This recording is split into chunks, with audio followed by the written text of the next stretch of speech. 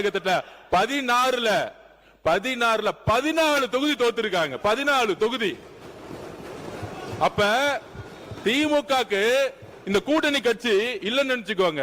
கூட்டணி கட்சி கிட்ட இருந்து 15% வரும். அந்த 15% இல்லன்னு நினைச்சுக்கோங்க. சென்னையில அந்த 2 தொகுதி கூட ஜெயிச்சிருக்க முடியாது. தமிழ்நாட்டுல 10 தொகுதி ஜெயிச்சிருக்க முடியாது. நீங்க இன்னைக்கு எதிர்க்கட்சியா உட்கார்ந்தது காரணம் காங்கிரஸ், நீங்க எதிர்க்கட்சியா உட்கார்ந்தது காரணம் கம்யூனிஸ்ட், நீங்க எதிர்க்கட்சியா உட்கார்ந்தது காரணம் ஐஎம்எல், நீங்க எதிர்க்கட்சியா உட்கார்ந்தது காரணம் விசிகே, நீங்க எதிர்க்கட்சியா உட்கார்ந்தது காரணம் கூட்டணி. இத ஞாபகம் வச்சுக்கோங்க. எங்களுடைய கூட்டணியிலிருந்து வெற்றி பெற்றவருடைய ஆதரவோடு தான் நீங்கள் இன்றைக்கு ஆட்சி அமைத்திருக்கிறீர்கள். அதை செஞ்சீங்க. உங்களுக்கு அவ்வளவு ரோசமா தனியா நின்னா அவரை வெளியே அனுப்பிச்சுட்டு ஆட்சி வந்தீங்க. ஏன் வெளியே ஏன் 80 தோத்து போய் நின்ன போது காங்கிரஸை கை கொடுத்தது திமுக இல்லைன்னா காங்கிரஸே வந்திருக்காது. எப்படி அப்படி சொல்றது? சவால்கள் எதிர் சவால்களுக்கு ஒரு முற்றுப்புள்ளி வைக்கிறேன். மாண்பு பொதுப்பணித்துறை அமைச்சர் இதோடு இந்த விவாதத்துக்கு முற்றுப்புள்ளி வைத்துவிட்டு மானிய கோரிக்கைக்குள் நான் போக வேண்டும். மாண்புமிகு பேரவைத் தலைவர் அவர்களே, இங்கு ஒவ்வொரு கட்சிக்கும் தனித்த அடையாளம் இருக்கிறது. ஒரு தேர்தல் முடிஞ்ச பிறகு யாருக்கு யாருடன் சேர வேண்டும், யாருடன் ஆட்சி அமைக்க வேண்டும், அந்தந்த கட்சியோட நிலைப்பாடு. இது யாருக்கும் அடிமை கிடையாது. ஒரு தேர்தல் முடிஞ்சவன கூட்டணி முடிஞ்சிடும். நீங்க மேலூர்ல நின்னீங்க, நாங்க தான் காரணம் அப்படின்னு நிறைய இடத்துல இந்த திமுக அடிக்கடி சொல்லிக்கிட்டே இருக்கிறாங்க. காங்கிரஸ் ஜெயிச்சதுக்கு நாங்க தான் காரணம், விசிகா ஜெயிச்சதுக்கு நாங்க தான் காரணம், ஐஎம்எல் ஜெயிச்சதுக்கு நாங்க தான் காரணம்னு நாங்க பதிவு பண்ணிடுறேன். இல்ல, இது ஒரு ஜனநாயக விவாதம், பதிவு பண்ணிடுறேன். கிட்டத்தட்ட 22-23 கட்சி கூட்டணி திராவிட முன்னேற்ற கழகம் கடந்த 10 வருஷமா 3 முறை மிகப்பெரிய வெற்றி ஒத்துக்கிறோம். நீங்க தான் ஆளுங்கட்சி ஒத்துக்கிறோம். ஆனால் 2026ல தமிழக வெற்றி கழகம் தனி பெரும் கட்சியாக நில்லுங்க தனி பெரும் கட்சியாக நின்று 108 தொகுதி வாங்கியிருக்கோம். தனி பெரும் கட்சி, வெறும் இளைஞர்கள் மட்டும். 23 கட்சி கூட்டணி இல்லன்னு நினைச்சுக்கோங்க. திமுக 10 தொகுதி ஜெயிச்சிருக்க மாட்டாங்க. காங்கிரஸ் இல்லன்னா, விசிகே இல்லன்னா, கம்யூனிஸ்ட் இல்லன்னா, ஐஎம்எல் இல்லன்னா, சென்னையிலே இஸ்லாமியர்கள் ஏன் ஓட்டு போட்டாங்க தெரியுமா? விசிகேவும் காங்கிரஸும் ஐஎம்எல் இருந்தாலும் இஸ்லாமியர்கள் ஓட்டு போட்டாங்க சென்னையில. இதுவரைக்கும் திமுக 62ல இருந்து நானும் பார்த்துட்டு இருக்கேன். பெரிய தோல்விகள் சென்னையில இருந்ததே கிடையாது. ஆனால் தமிழக வெற்றி கழகத்துல 14 தொகுதி தோத்துருக்காங்க. 14 தொகுதி. அப்ப திமுகக்கு இந்த கூட்டணி கட்சி இல்லன்னு நினைச்சுக்கோங்க. கூட்டணி கட்சி கிட்ட இருந்து 15% வரும். அந்த 15% இல்லன்னு நினைச்சுக்கோங்க. சென்னையில அந்த 2 தொகுதி கூட ஜெயிச்சிருக்க முடியாது. தமிழ்நாட்டுல 10 தொகுதி ஜெயிச்சிருக்க முடியாது. நீங்க இன்னைக்கு எதிர்க்கட்சியா உட்கார்ந்தது காரணம் காங்கிரஸ், நீங்க எதிர்க்கட்சியா உட்கார்ந்தது காரணம் கம்யூனிஸ்ட், நீங்க எதிர்க்கட்சியா உட்கார்ந்தது காரணம் ஐஎம்எல், நீங்க எதிர்க்கட்சியா உட்கார்ந்தது காரணம் விசிகே, நீங்க எதிர்க்கட்சியா உட்கார்ந்தது காரணம் கூட்டணி. இத ஞாபகம் வச்சுக்கோங்க.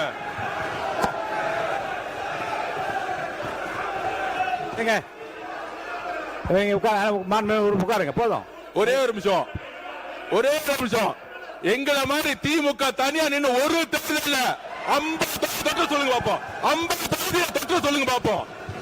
ஒரே ஒரு தேர்தல் திமுக தனியா நின்று 50 தொற்று சொல்லுங்க. அப்பதான் இந்த கூட்டணி கட்சியோடைய அருமை திமுகவுக்கு தெரியும். உட்காருங்க. மாண்பு உறுப்பினர் பாருங்க. விவாதம் திசை திருப்பி கொண்டிருக்கிறது. உறுப்பினர் கோவை ஸ்டேடியம் மட்டும் பதில் சொல்லலாம். உறுப்பினர் கோவை ஸ்டேடியம் மட்டும் அனுமதி, அவர் மட்டும் பதில் சொல்லலாம். மற்ற இனி இந்த விவாதத்துக்கு புள்ளி வைக்க விரும்புகிறேன். கோவை ஸ்டேடியம் பதில் சொன்ன அடுத்த கட்டத்துக்கு போக வேண்டும். உட்காருங்க. அவர் மட்டும் தான் பேசணும். மாண்புமிகு பேரவைத் தலைவர் அவர்களே, நீங்கள் எல்லாம் வெற்றி பெற்றதற்கு எதிர்க்கட்சியில் இருப்பதற்கு நாங்கள் தான் காரணம் என்கிறார். நான் ஒன்றை சொல்ல விரும்புகிறேன். ராஜீவ்காந்தி படுகொலை பாரத பிரதமராக இருந்தவர் ஆனதற்கு பிறகு ஒற்றை இடத்தில் தான் துறைமுகத்தில் வெற்றி பெற்றார். ராஜீவ்காந்தி தான் சொல்ல. ராஜீவ்காந்தி படுகொலையான பொழுது ஒற்றை இடத்தில் தான் ஜெயித்தார், துறைமுகத்தில். வேடிக்கையோடு சொல்லுவார், கடலாடி வருவாய் என காத்திருந்தேன் வரவில்லையே தம்பி என்று சொல். அது ஆக அதையும் ராஜினாமா செய்தார். வெறும் 0 திராவிட முன்னேற்ற கழகம். 0லிருந்து தமிழகத்தை ராஜ்யம் ஆண்ட இயக்கம் திராவிட முன்னேற்ற கழகம். வெற்றி தோல்வி வரும் போக்கும் அது நிரந்தரம் அல்ல. அதற்காக விடாப்பிடியாக பேசுவது என்பது நியாயமும் அல்ல, முறையும் அல்ல. எதையும் எதிர்கொள்ள திமுக தயார்.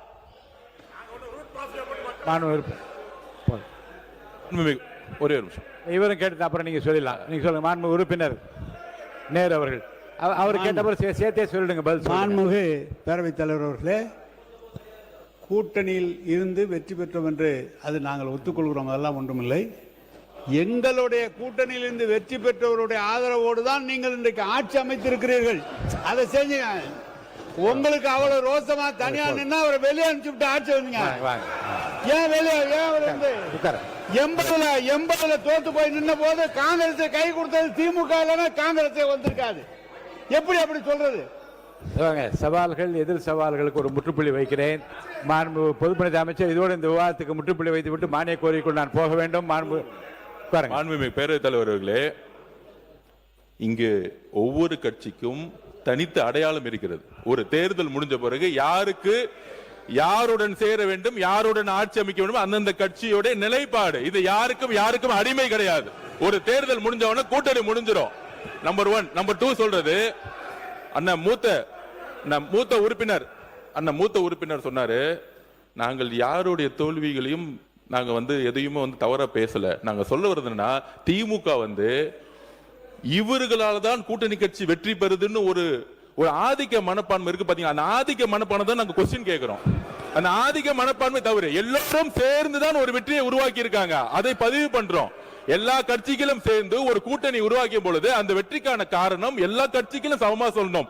நாங்க என்னாலதான் நீங்க வெற்றி பெற்றீங்க, என்னாலதான் விசிக வெற்றி பெற்றது, என்னாலதான் நீங்க இந்த இடத்துல அந்த ஆதிக்கம் தவறுங்கிறத நாங்க பதிவு பண்றோம்.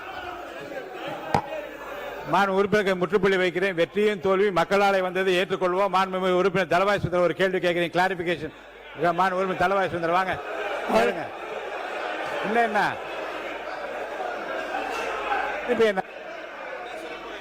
பேச விரும்புறீங்களா? பாருங்க. உறுப்பினர் கே என் நேரு அவர்கள். மாண்புமிகு பேரவைத் தலைவர் அவர்களே, எங்களால தான் அவங்க வெற்றி பெற்றாங்கன்னு நாங்கள் சொல்றோம். இல்ல அவங்களும் சேர்த்து தான் நீங்க வெற்றி பெற்றாங்க. நாங்க தனியா நின்னாங்க. அவங்க எங்களை விட்டுட்டு எங்கேயாவது தமிழ்நாட்டில் இடத்தை வெற்றி பெற்றிருக்காங்களா கேளு. வெற்றி பெற்றிருக்காங்க கேளு. திமுக இல்லைன்னா அவங்க வெற்றி பெற முடியாது. போதும், இந்த கேள்வி போதும். அவை முன்னவர் போதும்.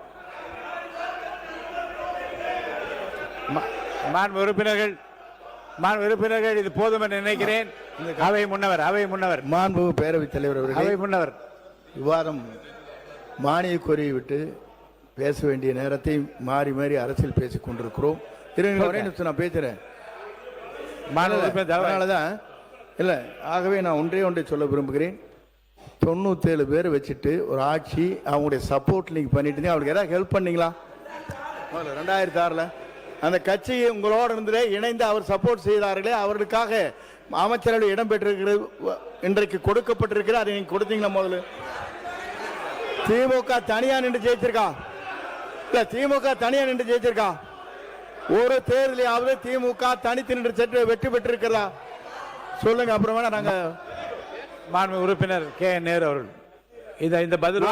மாண்பு பேரவைத் தலைவர் அவர்களே, என்ன சப்போர்ட் பண்ணலான்னு, என்ன ஹெல்ப் பண்ணலான்னு மத்தியில முதல் பிரதமர்னு சொன்னது திமுக சொன்னார். மத்திய அரசு அமைப்பதற்கு ஆதரவாக இருந்தது திமுக. 2 முறை ஆதரவாக இருந்தது திமுக. என்ன சப்போர்ட் பண்ண? நாங்க சப்போர்ட் பண்ண.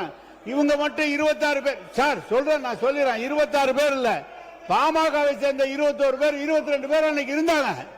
பாமகவை சேர்ந்த 22 பேர் இருந்தாங்க.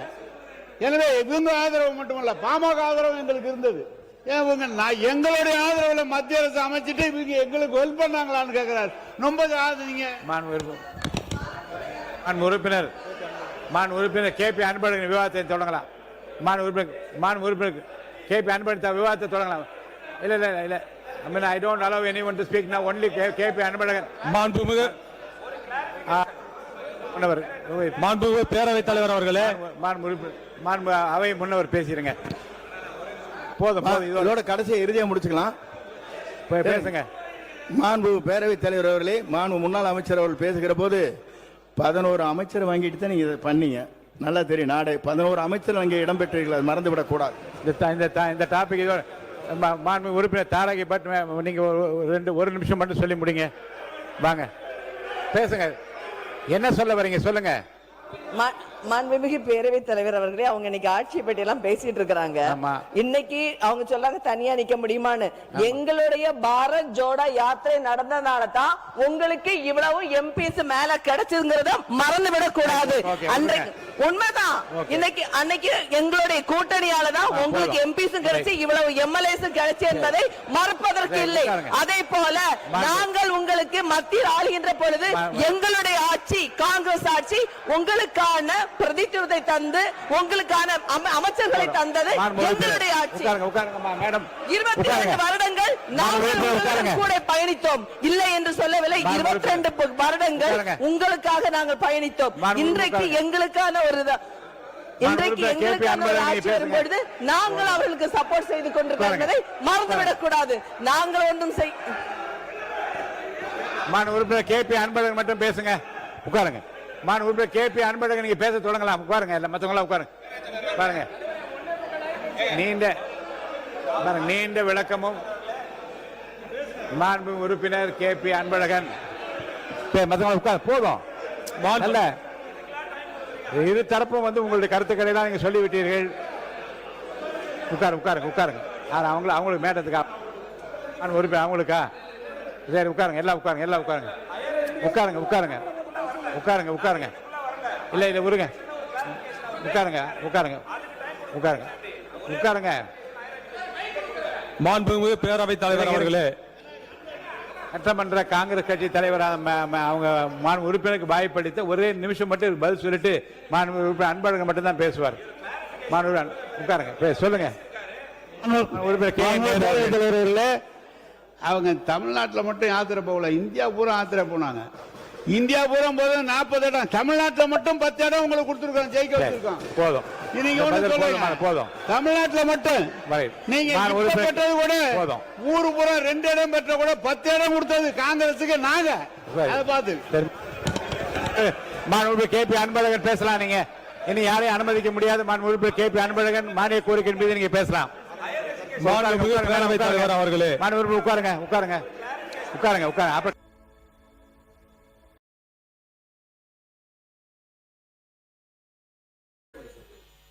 மாண்பு உறுப்பினர் எஸ்பி வேலுமணி அவர்கள். இனியே பேசலாமா? ஏன்னா கடன் திமுக ஆட்சியில் இவ்வளவு பெருந்தன்மையா இருந்ததே இல்லை. நாங்க எதிர்கட்சியில் கேட்கும் போதெல்லாம் ரொம்ப பெருந்தன்மையா இருக்கிறீங்க, திரும்பவே மாட்டாங்க எங்க பக்கம். மாண்பு உறுப்பினர் எஸ்பி வேலுமணி அவர்கள். பேரவைத் தலைவர் அவர்களே, ஏழையின் சிரிப்பில் இறைவனை காண்போம் என்ற பேரறிஞர் அண்ணாவின் பொன்மொழியை நினைவில் வைத்து, ஏழையின் சிரிப்பில் இறைவன் இருப்பதை சொன்னான் தலைவன், அண்ணன் அவன் சொல்லிய சொல்லை நான் என்னாலும் மறந்ததில்லை என்ற வரிகள் கேட்ப மறையும் வரை வாழ்ந்த புரட்சித் தலைவர் எம்ஜிஆர் அவர்கள் தனது ஆட்சியில் ஏழை எளிய சாமானிய மக்கள் உயர்வரும் திட்டங்கள் தந்த பொன்மனச்செம்மல் சத்துணவு தந்து பல்வி கல்வித்துறையில் மறுமலர்ச்சியும் பல்கலைக்கழகங்கள் பல கண்டு உயர்கல்வித்துறையில் உச்சம் தொட்டு வரலாற்று சாதனை உறுப்பினர் புரட்சித் தலைவர் எம்ஜிஆர் அவர்களும். ஒரு நிமிஷம். மாண்பு உறுப்பினர் உங்களுக்கு பேரவைத் தலைவர் சொல்றாரு அவரு. மாண்புமிகு எனக்கு முன்னால் இந்த துறையை பார்த்தவர், அவர் துணை கொறடாவாக இருந்தவர். அவர் மட்டும் பேசுறது மட்டும் இல்ல, அவர் சொல்லி 100 பேர் பேச வைக்கிறவர்.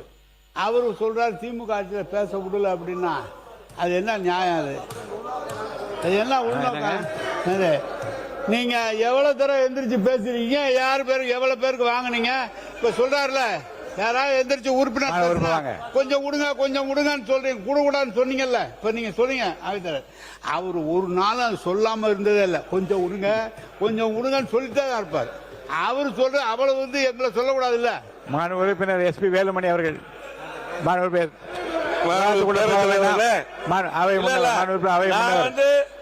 உட்காருங்க. அவை முன்னவர் உட்காருங்க. அவை முன்னவர் பேசும்போது உட்காருங்க. பேரவைத் தலைவர் அவர்களை முன்னாள் அமைச்சர் அவர்கள் சொல்லுகிற போது சொன்னார்கள், நாங்கள் எதிர்க்கட்சியில் அமர்ந்து கொண்டிருக்கிற போது நீங்கள் எப்படி நடத்தினீர்கள் என்பது நாடே அறியும்.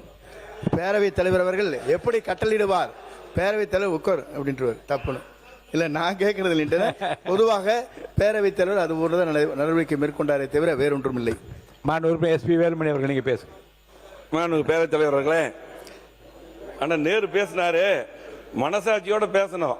உங்களை மாதிரி இத்தனை வாய்ப்புகள் இடையில அவர் கொடுத்தாரான்னு சொல்ல. நான் அப்ப எதிர்க்கட்சி கொறடாவா இருந்தா நிறைய பேருக்கு வாய்ப்பு கேட்கறது கடமை கேட்டோம்.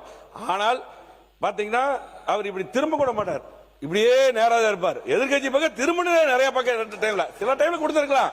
இதெல்லாம் நடந்ததா? இவ்வளவு வாய்ப்பு கொடுத்தாருன்னா நேரம் என்ன சொல்லணும்? இப்ப இருக்க சமாளம் கொடுத்தாரா? அதெல்லாம் கிடையாது. வேண்டாம், இது ஒரு ஏழை எளிய சாமானிய மக்கள் உயர்வரும் உறுப்பினர் எஸ்பி வேலுமணி அவர்கள் நீங்க பேசுங்க. திட்டங்கள் வேண்டாம், விவாதம் வேண்டாம், உட்காருங்க உட்காருங்க. வேண்டாம் வேண்டாம் வேண்டாம், விவாதம் வேண்டாம். பல்கலைக்கல்வித்துறையில் மறுமலர்ச்சி உட்காருங்க, வேண்டாம் உட்காருங்க. பல்கலைக்கழகங்கள் பல கண்டு உயர்கல்வித்துறையில் உச்சம் தொட்டு வரலாற்று சாதனைகள் படைத்த புரட்சி தலைவர் எம்ஜிஆர் அவர்களையும் எல்லோரும் எல்லாமும் பெற வேண்டும், இங்கு இல்லாமை இல்லாத நிலை வேண்டும். அம்மா அவர்களின் சிந்தனைக்கு செயல் வடிவம் கொடுக்கும் வகையில் தாலிக்கு தங்கம் மற்றும் உதவித்தொகை, தொட்டில் குழந்தை திட்டம், மழைநீர் சேகரிப்பு திட்டம், மகளிருக்கு உள்ளாட்சிகளில் 50% இடஒதுக்கீடு, மாணாக்கர்களுக்கு காலனி முதல் மடிக்கணினி வரை விலையில்லாத அரிசி, உலகமே வியக்கும் அம்மா உணவகம், வீடுகளுக்கு 100 யூனிட் மின்சாரம், விசைத்தறிக்கு 750 யூனிட் மின்சாரம், கைத்தறிக்கு 200 யூனிட் மின்சாரம், கிராமப்புற மகளிர் மேம்பட கறவை மாடு, வெள்ளாடுகள், நாட்டுக்கோழி குஞ்சுகள், தமிழகத்தின் ஜீவாதார பிரச்சனையான பொன்னிநிதி காவேரி, புதிய அரசின் முதலமைச்சர், அம்மா உணவு உட்பட அம்மா கொண்டு வந்த திட்டங்களை எல்லாம் மீண்டும் தொடர் திட்டங்களாக அறிவித்த மாண்புமிகு தமிழ்நாடு முதலமைச்சர் போற்றுதலுக்குரிய சி ஜோசப் விஜய் அவர்களுக்கும் நன்றி தெரிவித்து, மாண்புமிகு எதிர்க்கட்சி தலைவர் அவர்களுக்கும் மாண்புமிகு அமைச்சர் பெருமக்களுக்கும் புரட்சி தலைவர் எம்ஜிஆர், புரட்சி தலைவி அம்மா ஆகியோர் வழியில் அன்பை பெற்றவரும், இன்றைய முதலமைச்சருடைய அன்பை பெற்றவரும், எல்லாருடைய அன்பை பெற்று ஆதரவையும் பெற்று வரலாற்று சிறப்புமிக்க தமிழ்நாடு சட்டப்பேரவையை தகைசால் மாண்புடன் வழிநடத்தி செல்லும் மாண்புமிகு சட்டப்பேரவை தலைவர் அவர்களுக்கும் நன்றியை தெரிவித்து, பேரவை வழிநடத்த உறுதுணையாக இருக்கக்கூடிய சட்டப்பேரவை துணைத் தலைவர்களுக்கும், அதே போல மாண்புமிகு அரசு கொறடா அவர்களுக்கும், சட்டப்பேரவை எங்களது கழக துணைத் தலைவர் அவர்களுக்கும், எங்களது கழக கொறடா அவர்களுக்கும், 17வது சட்டமன்ற பேரவையின் உறுப்பினராக தேர்ந்தெடுக்கப்பட்டுள்ள மூத்த மற்றும் இளைய சட்டமன்ற உறுப்பினர்களுக்கும் அனைவருக்கும் எனது முதற்கண் நன்றியை தெரிவித்துக் கொள்கிறேன். எனக்காக தேர்தல் பணியாற்றி பிரச்சாரம் செய்த எங்களது கூட்டணி கட்சி தலைவர்கள், பாரதிய ஜனதா கட்சியுடைய மாநில தலைவர் அண்ணன் நயினார் நாகேந்திரன் அவர்களுக்கும், முன்னாள் தலைவர் தம்பி அண்ணாமலை அவர்களுக்கும், அதே போல பாமக தலைவர் டாக்டர் அன்புமணி ராமதாஸ் அவர்களுக்கும், தமாக தலைவர் ஜி.கே. வாசன் அவர்களுக்கும், என்னுடைய கோவை மாவட்ட மக்களுக்கும், என்னை 5வது முறையாக தேர்ந்தெடுத்த தொண்டாமுத்தூர் சட்டமன்ற தொகுதி மக்களுக்கும், எனக்காக அல்லும் பகலும் தேர்தல் பணியாற்றிய அதிமுகவுடைய நிர்வாகிகள், பொறுப்பாளர்கள், தோழமை கட்சி நிர்வாகிகள் அனைவருக்கும் இந்த தருணத்தில் நன்றி கலந்த வணக்கத்தை உரித்தாக்கிக் கொள்கிறேன். புரட்சித் தலைவர் எம்ஜிஆர் அவர்கள் பாமக செய்த எங்களது கூட்டணி கட்சி தலைவர்கள், பாரதிய ஜனதா கட்சியுடைய எங்களது கழக துணைத் தலைவர் அவர்களுக்கும்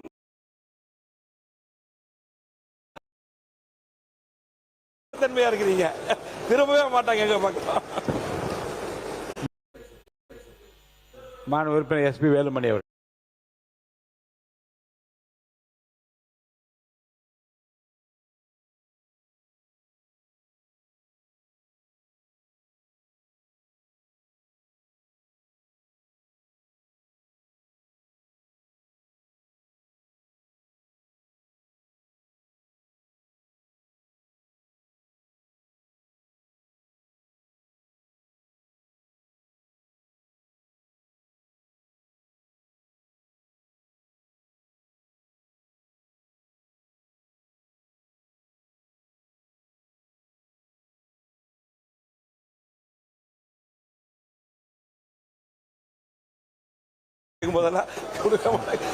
வேலுமணி அவர்கள்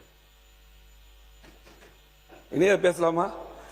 ஏன்னா கடந்த திமுக ஆட்சியில் இவ்வளவு பெருந்தன்மையா இருந்ததே இல்லை. நாங்க எதிர்கட்சியில் கேட்கும் போதெல்லாம் ரொம்ப பெருந்தன்மையா இருக்கிறீங்க, திரும்பவே மாட்டாங்க எங்க பக்கம். மாண்புமிகு எஸ்பி வேலுமணி அவர்கள்.